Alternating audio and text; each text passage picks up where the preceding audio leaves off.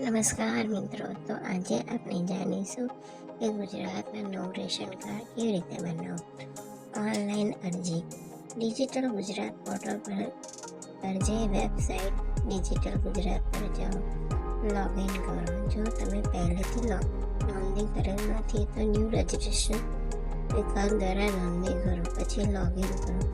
Citizen service હેઠળ apply for new ration card પર વિકલ્પ પસંદ કરો. ફોર્મ ભરો. જરૂરી વિગતો ભરો, જેવું કે નામ, સરનામું, પરિવારના નામ, સભ્યનું નામ. તમામ માહિતી ચકાસ્યા પછી ફોર્મ સબમિટ કરો.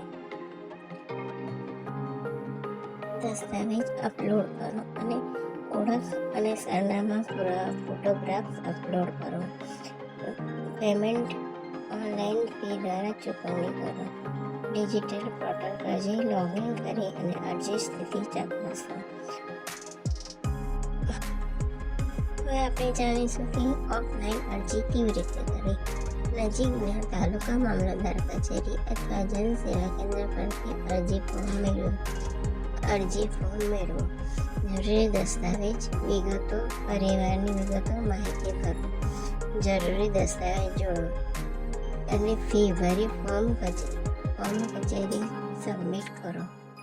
જરૂરી દસ્તાવેજ જેવી રીતે કે આધાર કાર્ડ, બેંક પાસબુક, પહેલા પેજની ઝેરોક્સ, ચાલુ વર્ષનું વીજળી બિલ, ભાડે રહેતા હોય તો ભાડા કરાર, આવકનું પ્રમાણપત્ર, જો બીપીએલનું અંત્યોદય માટે, પરિવારના મુખ્ય સભ્યના પાસપોર્ટ સાઇઝનો ફોટો, નોકરી કરતા હોય તો પગારની વિગતોનું પ્રમાણપત્ર, જૂનું રેશન કાર્ડ રદ કર્યાનું અથવા નામ કમી કર્યાનું પ્રમાણપત્ર, રહેઠાણના પુરાવા, અન્ય બીજા રાજ્યમાંથી અગાઉ રહેતા હોય તો તેની વિગત, અગાઉ રેશન કાર્ડ ન હોય તો તેનો નમૂનો, 82 મુજબ સોગંદનામું.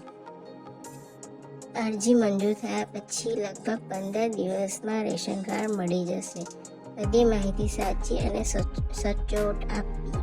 ખોટી માહિતી આપવાથી અરજી રદ થઈ શકે છે. વિડીયો ગમ્યો હોય તો એને લાઈક, શેર અને સબસ્ક્રાઈબ જરૂરથી કરજો. ધન્યવાદ.